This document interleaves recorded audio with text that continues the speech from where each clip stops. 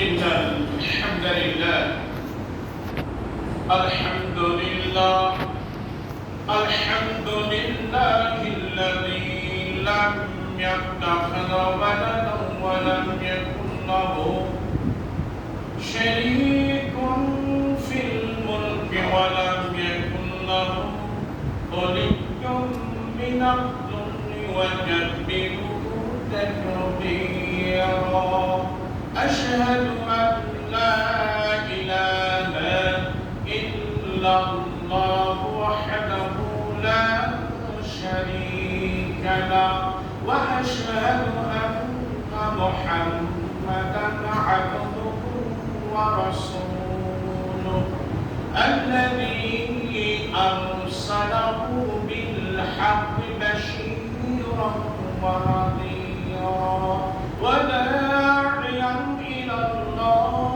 بإذنه وسراجا منيرا وعلى آله وأصحابه وبارك وسلم تسليما كثيرا كثيرا أما بعد فإن خير الحديث كتاب الله وخير الهدي هدي محمد صلى الله عليه وسلم وشر الأمور محدثاتها وكل محدثة بدعة وكل بدعة ضلالة وكل ضلالة في النار فقد قال الله تعالى في كلامه المجيد والفرقان الحميد أعوذ بالله من الشيطان الرجيم بسم الله الرحمن الرحيم ألف لام را كتاب أنزلناه إليك لتخرج الناس من الظلمات إلى النور سبحانك وبحمدك لا إله إلا أنت أستغفرك وأتوب إليك وقال النبي صلى الله عليه وسلم لا طاعة لمخلوق في معصية الخالق رواه الترمذي وقال الترمذي هذا حديث صحيح أو كما قال النبي صلى الله عليه وسلم معاشر الحاضرين আমরা আল্লাহ সুবহানাহু ওয়া তাআলার দরবারে শুকরিয়া আদায় করি যে আল্লাহ পাকের অগণিত অসংখ্য আনলিমিটেড বেশমার নিয়ামতের মধ্যে আমরা 24 ঘন্টায় হাবুডুবু খাচ্ছি যার মায়া দয়া অনুগ্রহ ক্ষমা অনুকম্পা ছাড়া বাঁচার কারোর কোনো উপায় নাই যে আল্লাহ পাক বড় দয়া করে বড় মেহেরবানি করে তার ঘরে নিয়ে এসে তার মেহমান বানিয়ে তার ইবাদত করার তৌফিক দান করেছেন আল্লাহ পাকের দরবারে অন্তরের অন্তরস্থল থেকে শুকরিয়া আদায় করি বলি আলহামদুলিল্লাহ আলহামদুলিল্লাহ রব্বানা লাকাল হামদ হামদান কাসীরান তাইয়িবান মুবারাকান অগণিত অসংখ্য দরুদ ও তাসলিম বর্ষিত হোক সেই মহান আমিরের প্রতি যিনি সর্বকালের সর্বযুগের জন্য উসওয়াতুন হাসানা একমাত্র শুধুমাত্র কেবলমাত্র তারই দেখানো পথেই মানুষের দুনিয়া এবং আখিরাতের কল্যাণ নিহিত রয়েছে যিনি ইমামুল মুরসালিন খাতামুন নবিয়্যিন রাহমাতুল লিল আলামিন জনাব রাসূলুল্লাহ সাল্লাল্লাহু আলাইহি ওয়াসাল্লাম আল্লাহুম্মা সাল্লি আলাইহি আল্লাহুম্মা বারিক আলাইহি মাশাআল্লাহ হাদিরিন আমি আপনাদের খেদমতে কুরআনুল কারীম 114টি সূরার মধ্যে একটি সূরার নাম সূরা ইব্রাহিম প্রথমে আয়াতে তেলাওয়াত করেছি প্রাসঙ্গিক একটি সহিহ সনদের হাদিস উপস্থাপন করেছি আজকের আলোচ্য বিষয় থাকবে কোরআনিক মানে কোরআনী বিচারকে কোরআনের কি অবস্থান, কোরআন প্রতিষ্ঠিত হলে, কোরআনের আইন সমাজে বাস্তবায়ন হলে মানুষ তার জীবনটা কেমন ভাবে পরিচালিত হবে, কোরআন হাদিসের আলোকে এটা বলার চেষ্টা করব। আল্লাহ তৌফিক ইল্লা বিল্লাহ। কারণ আমরা অনেকে এমন ঠিক মনে করি এই সর্বশেষ গ্রন্থ যা নাযিল হয়েছে নবী মুহাম্মদ রাসূলুল্লাহ সাল্লাল্লাহু আলাইহি ওয়াসাল্লামের প্রতি, আমরা মনে করি এটা শুধু নামাজুল না, হজ যাকাত প্রতিবেশীর খেদমত, মায়ের খেদমত, এই কিছুর মধ্যে সীমাবদ্ধ। মনে হয় এটা কোনো বিচারিক ব্যবস্থাপনায় কোনো অবদান রাখতে পারে না। আমাদের অনেকটাই এমন ধারণা। অথবা যারা আমরা কোরআনের রাজকায়ন করতে বলছি, যারা কোরআনের পক্ষে কথা বলছি, আপনি তো কোরআন মানেনই না, অথচ আপনি বলছেন এরা কোরআন বিরোধী, এরা রাষ্ট্র বিরোধী, এরা স্বাধীনতা বিরোধী, এরা রাজাকার আলবদর ইত্যাদি নামে আখ্যায়িত করতেছেন। কাজে আমি আপনাকে অনুরোধ করব, আপনার পায়ে হাত দিয়ে আমি বলতে চাচ্ছি, আপনাকে যে কোরআনের আইন প্রতিষ্ঠিত করার চিন্তা ভাবনা যদি আপনার না থাকে, আপনি কিয়ামতের ময়দানে কি যে অবস্থায় পড়বেন তা আমি বলতে পারছি না। তবে এতটুকু বলেন, যারা কোরআনের আইন প্রতিষ্ঠিত হোক এটা যারা চায়, মানে তাদের সমর্থন যদি থাকেন বা এটা যদি আপনি সাপোর্ট করেন, তবে পরকালে মুক্তি পাওয়া যাবে বলে আশা করা যেতে পারে। নচে আপনি বিরোধিতা করে আপনার নামাজ, রোজা, হজ, যাকাত কিয়ামতের ময়দানে কোনো কাজে লাগবে না। স্পষ্ট কথা। চলুন কোরআনুল কারীম সূরা আল ইমরান প্রথম আয়াতে কি বলছেন আল্লাহ? আলিফ লাম রা কিতাবুন আনজালনাহু ইলাইকা লিতুখরিজান নাসা মিনাল যুলুমাতি ইলান নূর। কোরআন নাযিলের মৌলিক উদ্দেশ্য আল্লাহ রাব্বুল আলামিন বলে দিলেন আলিফ লাম রা, আল্লাহু আ'লামু বিমুরাদিহি। এরপরে বললেন কিতাবুন আনজালনাহু ইলাইকা, হে রাসূল আমি আপনার প্রতি কিতাবে এই জন্যই অবতীর্ণ করেছি যাতে করে আপনি সমস্ত মানুষকে অন্ধকার সমূহ থেকে একমাত্র শুধুমাত্র কেবলমাত্র একটি দিক, সেটা হলো ইসলাম, আপনি ইসলামের দিকে মানুষকে যেন নিয়ে আসতে পারেন। তাহলে সমস্ত জুলুমাত থেকে মানুষকে কোন দিকে নিয়ে আনবে? একমাত্র ইসলাম। একটু বলুন না, ইসলামের দিকে, আলোর দিকে। এখানে একমাত্র নূর বলা হয়েছে, নূরের বহুবচন আনওয়ার, কিন্তু নূরের দিকে আপনি নিয়ে আসতে পারে জুলমাতুনের মানে বহুবচন জুলমা, সমস্ত অন্ধকার যা আছে সেখান থেকে মানুষকে বের করে আপনি আলোর দিকে যেন নিয়ে আসতে পারেন। এই রকম কিছু বিধান আছে। আমি আপনাকে আরো যারা মানে কি বলবো ভাইরাল বক্তা, যাদের বক্তব্য শোনার জন্য মানে কি বলবো 10-15-20 লক্ষ মানুষ জমায়েত হয়, ও কিয়ামত পর্যন্ত যদি আপনার ওই মানে হাত কাটার বিধান, রজমের বিধান, হুদুদের বিধান, কিয়াসের বিধান ইত্যাদি এই সমস্ত বিধানগুলো যদি ওয়াজ করে, কিয়ামত পর্যন্ত কোরআনের কোন শাসন ব্যবস্থা কায়েম হবে?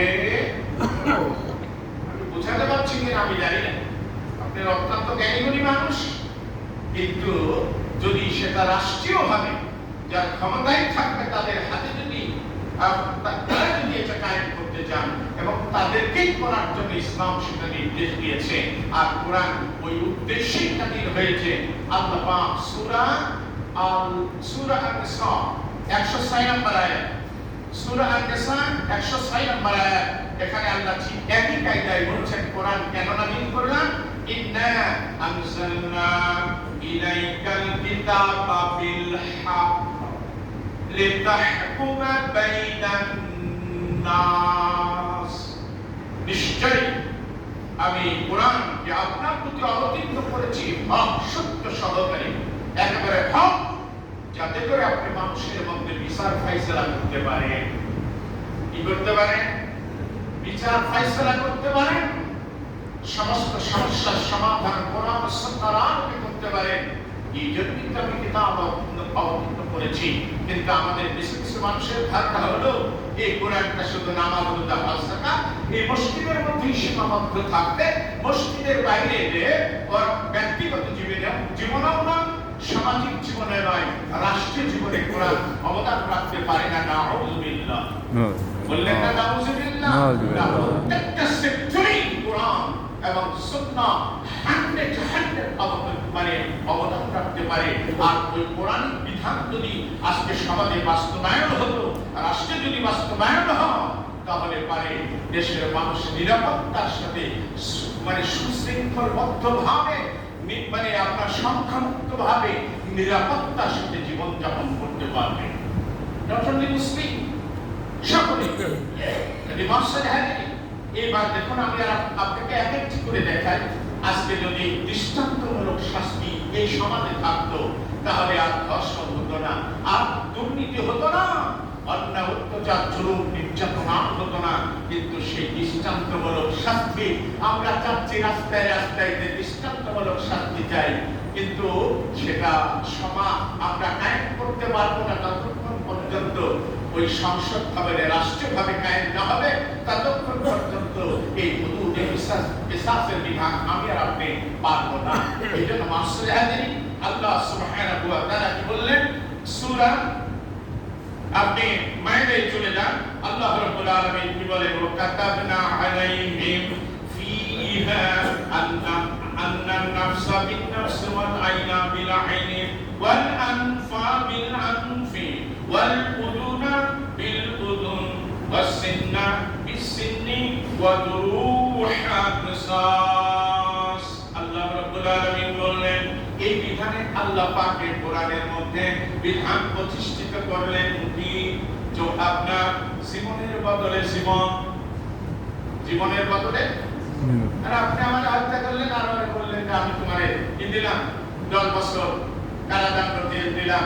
আরে দিই যাকে করলে তাকে বলেন না যদি এটা, কিন্তু আমার কথা হলো যে আপনি বাস্তবায়ন করতে যদি নাও পারেন, আপনার মনের ভিতরে কেন এই কথাটা জাগে না যে কোরআনের বিধান হলে সর্বাত্মক আমরা সবাই সুখে শান্তিতে বসবাস করতে পারবো?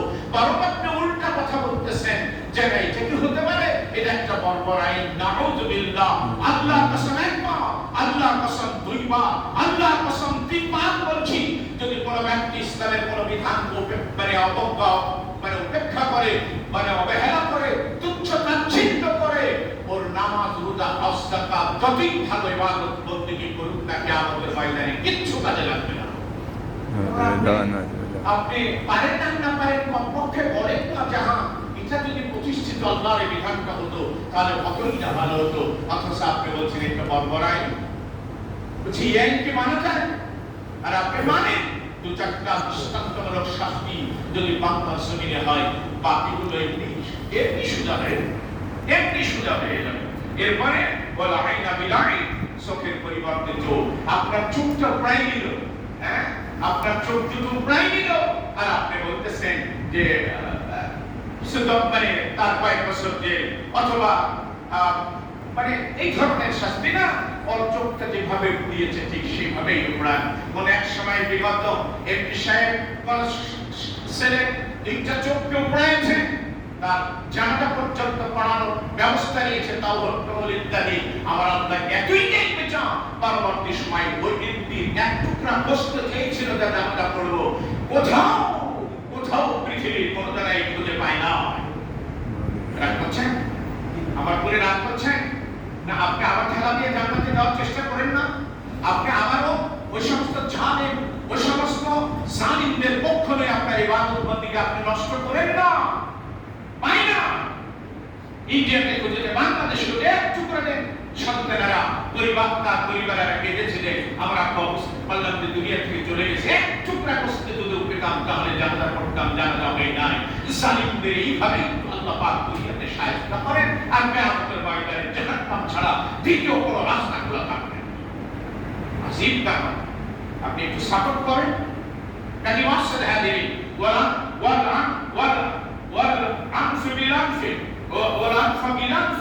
আপনার এবার নাকের পরিবর্তে নাক, এভাবে কানের পরিবর্তে কান, দাঁতের পরিবর্তে দাঁত, আপনার একটা দাঁত ভেঙে দিল, হ্যাঁ, হাতু মেরে, আর আপনি বলছেন যে দাও তুমি 10 বার কান ধরে উঠো আর বসো। আজিব কারবার। আপনার দাঁতটা ভাঙিত দেখি কেমন লাগে? কেন আপনি কমপক্ষে মজলিসে বলেন না এর বিচারটা এমনটাই হওয়া উচিত? পারবো না বলতে ইনশাআল্লাহ। বুঝতে পেরেছে আপনি? কাজী মাসুদ হাদিরি আজকে ধর্ষণ করে বিগত সময়ে কোন বিশ্ববিদ্যালয়ে সেঞ্চুরি পালন করেছে এই বাংলার জমিনে। আরে মুসলমান, এ তোমার দাম কোথায়? কি মিথ্যা কথা বললাম? সেঞ্চুরি বিশ্ববিদ্যালয়ে যারা বলছেন আমাদের সোনার সন্তান, এরা নেক্সট জেনারেশন, এরাই জাতি, মানে কি বলবো, কি ধরবে তা বুঝতেই পারা যাচ্ছে। মানে ধর্ষণ করলো 100 সেঞ্চুরি, একেবারে মানে দিবালোকে প্রকাশ্যে সেই সেঞ্চুরি মানে সেঞ্চুরি উদযাপন করলো। হায়রে মুসলমান, ওরে যদি দৃষ্টান্ত এইরকম হতো, ওকে রসম করতে হবে ওকে, তাহলে পারে 2-4টা হলেই আর সাহস এই বাংলার জমিনে হতো না। আপনার কত রকমের নিরাপত্তা বাড়ালো, পুলিশ আপনার ফাঁড়ি বাড়াচ্ছে, থানা বাড়াচ্ছে, সেনাবাহিনী মানে আপনার বিভিন্ন প্রশাসনিক ভাবে যে সমস্ত বাহিনী কর্মকর্তা ইত্যাদি যতই বাড়াচ্ছে ততই দুর্নীতি, ধর্ষণ ইত্যাদি বেড়েই চলছে। মিথ্যা কথা বললাম? ফাঁড়ি বাড়ে নাই, আগের যে থানা বাড়ে নাই, সবই তো বাড়লো, তল্লাশি বাড়লো, কিন্তু ধর্ষণ ইত্যাদি ইত্যাদি আরো বেশি বেড়ে গেল। বাসে, ট্রেনে, লঞ্চে, বাড়িতে কোনো নিরাপত্তা নয়। কিন্তু ইসলামের বিধান যদি কায়েম হতো তাহলে সব আমরা নিরাপত্তার সাথে জীবনযাপন করতে পারতাম। কথা ঠিক কিনা? আমি আপনাকে এক সাহাবীর ঘটনা শোনাই। সাহাবীর নাম বলবো না, কারণ তারা তো রাদিয়াল্লাহু তাআলা আনহুম আজমাইন, যদি তাদের নাম না বলে একটু হাদিসটা বর্ণনা করি। মুত্তাফাকুন আলাইহি, বুখারী মুসলিম। এক ব্যক্তি মানে ওই সাহাবী এসে রাসূলকে বললেন, ফাকাল ইয়া রাসূলুল্লাহ সাল্লাল্লাহু আলাইহি ওয়াসাল্লাম তাকিনি আল-কুরশু, আমাকে পবিত্র করুন।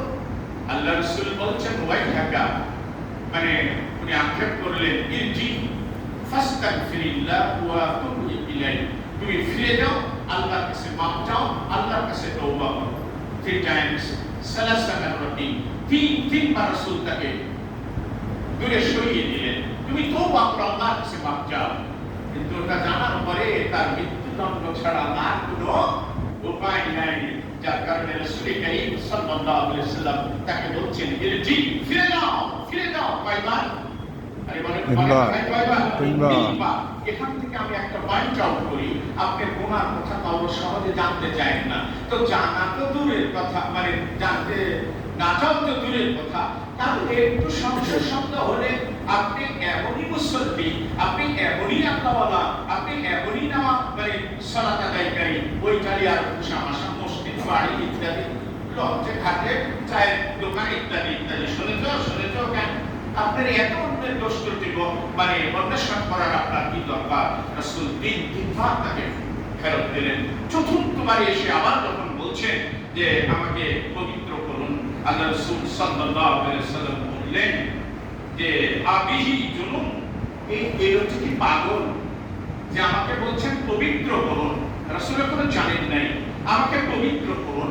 আবার রাসূল বলছেন আবিহি জুনুন, এই লোকটার ব্যাপারে আমার খবরদার, এই লোকটা পাগল।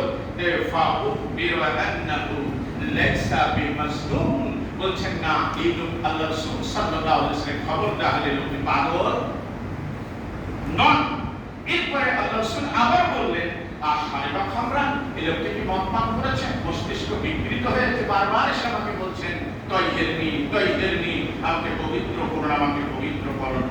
ফাকামা রাজুল, এক ব্যক্তি দাঁড়িয়ে গেলেন, ফাস্তানকাহাহু, তার মুখের কাছে তার মুখটা লাগালেন যে কোনো গন্ধ তিনি পান নাকি। ফালাম ইয়াজিদ মিনহু রিহা খামরিন, এরপরে ওই ব্যক্তি তার মুখের মধ্যে কোনো মদের গন্ধ পেলেন না।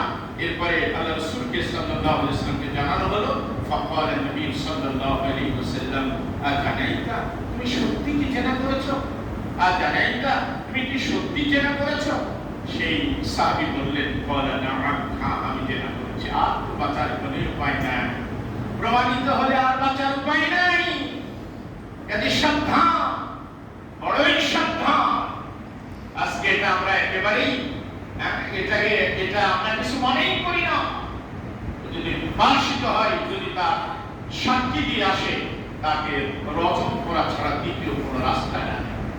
এবার ওই সাহাবী বলছেন আমি জেনা করে ফেলেছি। আল্লাহ রাসূল তার পক্ষে বললেন ফাআমারা আল্লাহ রাসূল তাকে বলেন সাহাবীদেরকে নির্দেশ দিলেন তার ব্যাপারে ফারুক তাকে কি করো মানে তাকে পাথর মেরে দুনিয়া থেকে বিদায় করে দাও। রসুল এটা তো আমি আর আপনি করতে পারবো না, এটা রাষ্ট্রীয়ভাবে করা লাগবে। রাষ্ট্রীয়তে কোরআন নাজিল কোরআন প্রতিষ্ঠিত হলে আমার আপনার সমস্যা আছে, সমস্যা আছে, অনেকেরই আছে, সমস্যা অনেকেরই আছে। যারা বলে রাজনীতির সাথে ইসলামের সম্পর্ক নাই, ওদেরই সমস্যা। বহু মাহফিলে বলছে, আজকেও বলে যাই, ইসলামের সাথে ওই রাজনীতির সম্পর্ক নাই যেই রাজনীতি করলে রাতে রাতে আঙ্গুল ফিরে কলা গাছ হওয়া যায়, দুর্নীতি মানে মানে সমাজের দুর্নীতি ইত্যাদি করে কোটি কোটি টাকা পাহাড় করা যায়। বরং রাজনীতির সাথে ওই রাজনীতির সম্পর্ক কোরআনের সাথে আছে। যে সমাজের যদি আমির হন, নির্বাচিত হন, যে আমির রাতের অন্ধকারের প্রজাদের অবস্থা দেখেন, ক্ষুধার্ত প্রতিবেশী, ক্ষুধার্ত প্রজা দ্বারা বাইতুল মাল থেকে আটার বস্তা ঘাড়ে মাথায় করে সাধারণ প্রজাদের বাড়িতে বসান, এমন ধরনের রাজনীতির সাথে ইসলামের সম্পর্ক হচ্ছে। আবার জান্নাতে যাবে, আবার গায়ের জোর দেখাতে হবে, বলেন যাহা কোরআন দরবার প্রতিষ্ঠিত হলে আমরা সবাই সুখে শান্তিতে থাকবো, আপনারাও থাকবেন। যারা চুরি চামারি করছেন আর সাহস পাবেন না। কাজে কতটুকু লাগে একটা মানুষের সংসার তুলতে কত কোটি টাকার দরকার। এইবার কি করলো, তাকে পাথর মেরে যখন দুনিয়া থেকে বিদায় করে দেওয়া হলো, অনেকে তুচ্ছ তাচ্ছিল্য, তার রক্ত আর এসে পড়তে লাগলো, তারা এবারে তুচ্ছ তাচ্ছিল্য করছে যে কোনো অপবিত্র।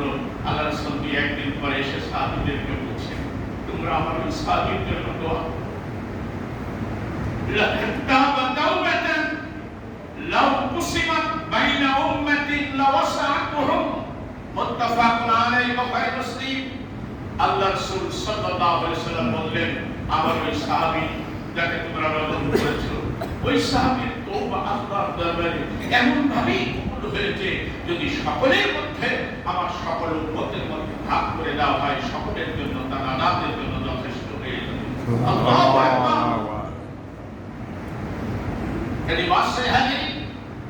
দৃষ্টান্তমূলক শাস্তি যদি আমরা সমাজে প্রতিষ্ঠিত করতে পারি প্রকাশ্যে দিবালোকে, সুপ্রিম কোর্ট, হাইকোর্ট, জাজ কোর্টের সামনে, তাহলে আর কোন ধরনের আর ধর্ষণ বলেন, পাপ বলেন, চুরি বলেন, দুর্নীতি বলেন, আর অনেক কিছু সংগঠিত হওয়া সম্ভব নয়।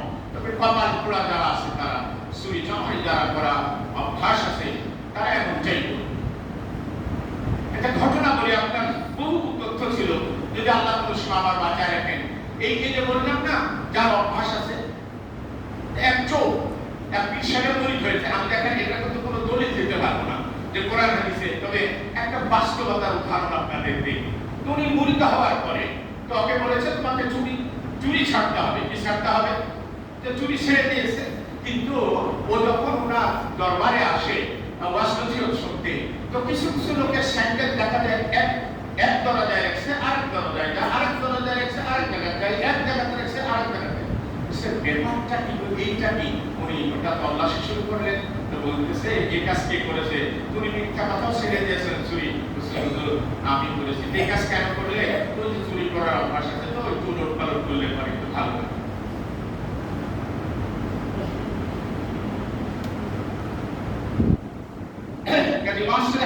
অত্যন্ত দুঃখের সাথে কথা বলছি, অত্যন্ত দুঃখের সাথে। কোরআনের কাছে ফিরে আসুন।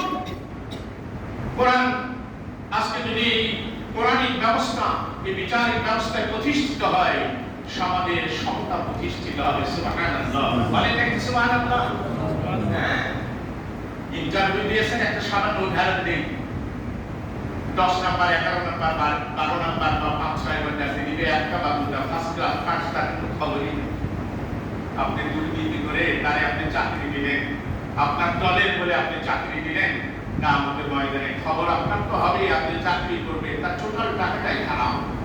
হ্যাঁ, আপনি গায়ে জ্বলে 7 নাম্বার হলেন, 1 নাম্বার হকদার ছিল তারে নামিয়ে, আপনার দলের হোক, আপনার বংশের হোক, আপনার সেখানে কর্তৃত্ব আছে বলে আপনি কর্তৃত্ব খাটালেন, এটা চলবে না। আল্লাহ বলে ইয়া আইয়ুহাল্লাযীনা আমানু কুনু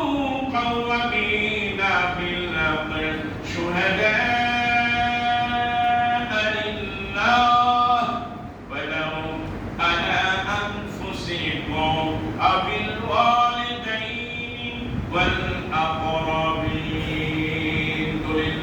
দলিল সূরা নিসা 135 নম্বর আয়াত আল্লাহ বলছেন তোমরা সত্যের উপরে প্রতিষ্ঠিত থাকো। কিসের উপরে? সত্যের উপরে প্রতিষ্ঠিত থাকো। শুহাদা আলিল্লাহ, আর তোমরা একমাত্র আল্লাহর জন্য সাক্ষী হয়ে যাও। আসলে যে বাকি দিলাম আপনার এবারে একটু আপনাদের সামাজিক অথবা ব্যক্তিগত জীবনে আসি। আল্লাহ কি বললেন? তোমরা আল্লাহর জন্য সাক্ষী হয়ে যাও। যে সাক্ষীটা দেব আল্লাহ পাককে সন্তুষ্ট করার জন্য দেব। কোন সময় প্রতিবেশীর সঙ্গে আপনার একটা গণ্ডগোল, তার বিয়ের ব্যাপারে একটি ফর এক্সাম্পল আসছে, আর তার সাথে আপনার কোনো রকমের একটু কথা কাটাকাটি বা প্রতিবেশী এই পানি ফেলা ফেলে নিয়ে পানি গোল যাকে বলা হয় গ্রাম্য ভাষায় জমা নিয়ে একটু গন্ডগোল হয়েছে, ছেলে বা মেয়ের ব্যাপারে জানতে চাইলো আপনি কত সুন্দর আপনার দাড়ি চুপি সুপার ইত্যাদি রেখে লোকটা মনে করলো এই লোকটা তো সত্যবাদী, একটু সত্য সাক্ষী দিলে বলছে ভাই এই ছেলেটা বা মেয়েটার যে অবস্থা এই সব বিনাশ করেছে, আশেপাশে আপনি যাবেন না, মারাত্মক এরা খারাপ।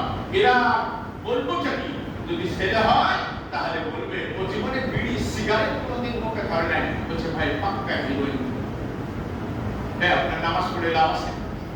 আমার কথাতে অনেকে অসন্তুষ্ট হবে, যেদিন বলবেন আসেন না আপনাদের সালাম দিয়ে চলে যাবো না, যতদিন ডাকবেন হক কথা আমি বলবোই, আমি হকের প্রতি থাকবে ইনশাআল্লাহ। জীবন তো একটা, জীবন তো একটা।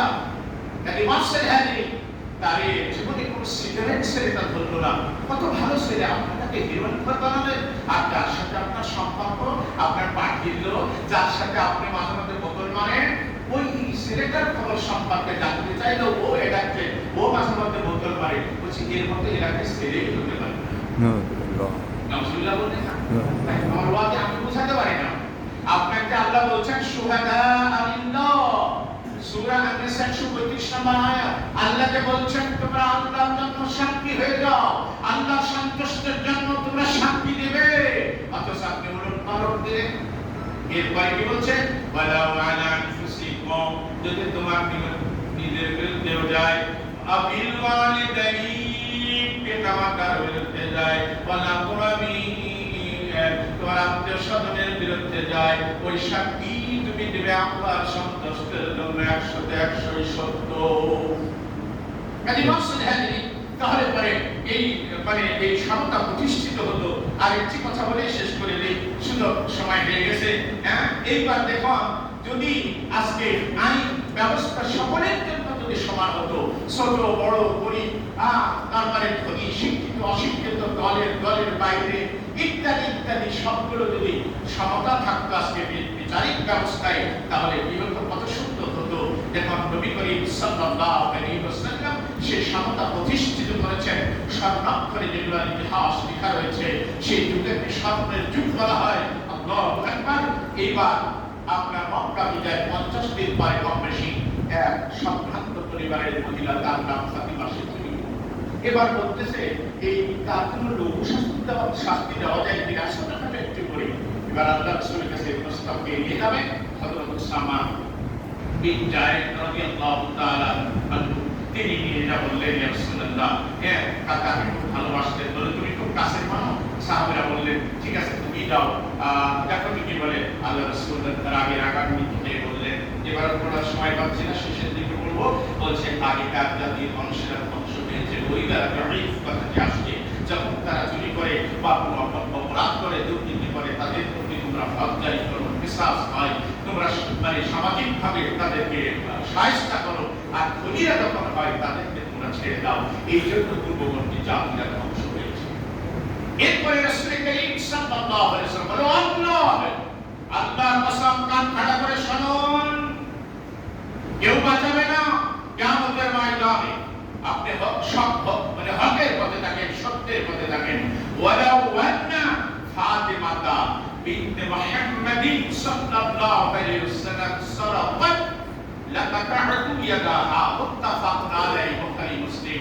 আল্লাহ রাসূল বললেন, তোমরা শোনো, আল্লাহ কসম করে বলছি, আমার কলিজার টুকরা ফাতিমা রাদিয়াল্লাহু তাআলা আনহু, মানে মুহাম্মদ সাল্লাল্লাহু আলাইহি ওয়াসাল্লামের মেয়ে ফাতিমাও যদি চুরি করত, আমিও তার হাত কেটে দিলাম।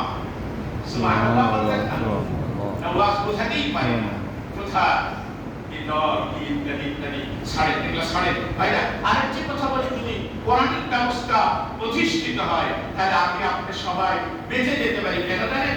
এবার আপনি সূরা হুজুরাতের 6 নাম্বার দেখে নেবেন। আল্লাহ এখানে বলছেন, ইয়া আইয়ুহাল্লাযীনা আমানু ইন জাআকুম ফাসিকুন বিনাবিয়্যিন ফাতাবায়্যানু। আল্লাহ রাসূল বলছেন, যখন হে বান্দাগণ তোমাদের কাছে কোন ফাসিক গুনাহগার যদি কোনো সংবাদ নিয়ে আসে তাহলে তোমরা সেটা যাচাই বাছাই করবা। তো ভাই কিছু মনে করেন না, প্রশাসনের লোক আছে কিনা আমি জানি না, আপনাদের ভয় থাকে, আমার কোনো ভয় নেই। ওনারা রাতে অন্ধকারে জানা নাই শোনা নাই একদল করে আরেক দলের বিপক্ষে, অথবা একজন খুব শক্তিশালী আরেকজন দুর্বলের মধ্যে একটা অহেতুক একটা মামলা দিয়ে দিল, আর আপনি রাতের অন্ধকারীরা তুলে নিয়ে আসেন। একটু কি ও প্রশাসনের ভাইরা আপনার হাতে পায়ে ধরে বলতেছি একটু যাচাই বাছাই করেন না। বলছে ঠিক আছে, এটা দেখতেছি, সেটা আল্লাহর জন্য করেন। যদি সত্যতা না পান আপনি আপনার ঊর্ধ্বতন কর্মকর্তা থেকে এতটুকু বলতে পারবেন যে স্যার এর মধ্যে সত্যতা কিছু পাই নাই, কি করা যায়। আপনি এতটুকু কথা না বলে হয় পদোন্নতি হবে, অথবা আপনি কিছু মাল ইনকাম হবে, যে কোনো কারণে আপনি হাত বেঁধে রাতের অন্ধকারে একদম নিরপরাধ নির্দোষ মানুষকে রাতের অন্ধকারে ঘুম থেকে আপনি হ্যান্ডকাপ দিয়ে তুলে নিয়ে আসলেন। আপনার কত বড় সাহস! আল্লাহকে একটু ভয় করুন। মাকসুদ হাজারি বলেন নবী সাল্লাল্লাহু আলাইহি ওয়াসাল্লাম, কাফা বিল মারই কাযিবান আন ইউহাদ্দাসা বিকুল্লি মা সামিআ রাওয়াহু মুসলিম আও কামা ক্বালা নবী সাল্লাল্লাহু আলাইহি ওয়াসাল্লাম। আল্লাহ রাসূল সাল্লাল্লাহু আলাইহি ওয়াসাল্লাম বলেন, মিথ্যুক হওয়ার জন্য ওই ব্যক্তির জন্য এতটুকুই যথেষ্ট, যা শুনে সে তাই বর্ণনা করে, কোনো যাচাই বাছাই করে না, এই ওই ব্যক্তির জন্য মৃত্যু হওয়ার এটাই যথেষ্ট। একটা কথা বলবেন, ভাই এই একটু যাচাই বাছাই করে, আল্লাহ আপনাকে সে তৌফিক দিয়েছে, যাচাই বাছাই করে যা সবাই দেখতেছি কি ব্যাপারটা কি, একটু স্মরণে যান, তদন্ত করেন। আর যদি বলেন না এটা করবো না, আপনি বাদ থাকেন, অথচ আপনি তার পরে আরো মানে সহযোগিতা করতেছেন। আলহামদুলিল্লাহ, আল্লাহ আমাদের সকলকে যেন কোরআনিক ব্যবস্থা যেন সমাজে প্রতিষ্ঠিত হয় রাষ্ট্রে, এর পক্ষে এবং এই চিন্তা চেতনা নিয়ে আল্লাহ পাক যেন আমাদের চলাফেরা করার তৌফিক দান করেন। আপনাদের অনেকেই আছেন যাদের সঙ্গে মন্ত্রী বা এলাকার সম্মান লোকদের সঙ্গে যাদের সম্পর্ক, একটু কানে কানে তাদের বলেন না এই ব্যবস্থাগুলো চালু কিভাবে করা যায়, বলে করি যদি আমরা স্বাভাবিকভাবে করি তাহলে সকলেই ভালো থাকবে। কিন্তু আপনি এই কথা বললে বড় কোনটা কথা সাপোর্ট তো দেওয়ার কথা, 100 অনেকে সেটা করতেছে। আলহামদুলিল্লাহ, আল্লাহ পাক আমাদের সবাইকে যেন কোরআন ও সুন্নাহর আলোকে সেই মানে জীবন যাপন করার তৌফিক দান করেন। আমিন। ওয়া আখিরু দাওয়ানা আলহামদুলিল্লাহি রাব্বিল আলামিন। বারাকাল্লাহু লানা ওয়া লাকুম ফিল কুরআন। نحمده ونصلي على رسوله الكريم. أما بعد فقد قال الله تعالى في كلامه المجيد والفرقان الحميد. أعوذ بالله من الشيطان الرجيم. بسم الله الرحمن الرحيم. يا أيها الذين آمنوا اتقوا الله وكونوا مع الصادقين. إن الله وملائكته يصلون على النبي. يا أيها الذين آمنوا صلوا عليه وسلموا تسليما.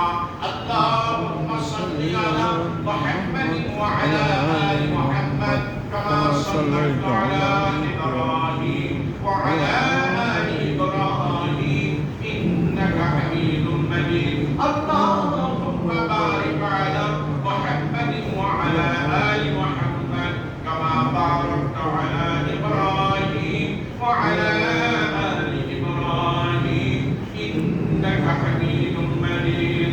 اللهم اجعلنا من التوابين واجعلنا من المتطهرين.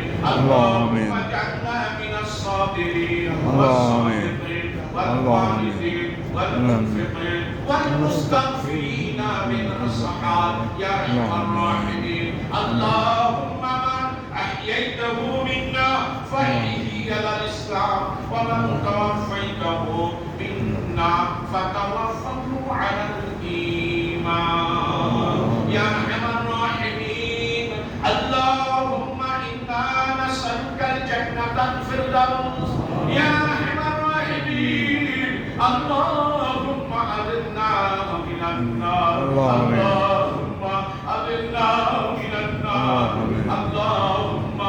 وأجرناه من النار يا أرحم الراحمين اللهم أنت ولي في الدنيا والآخرة وتوفني مسلما وألحقني بالصالحين يا أرحم الراحمين رب ارحمهما كما ربياني صغيرا رب ارحمهما كما ربياني صغيرا واعف عنا واغفر لنا وارحمنا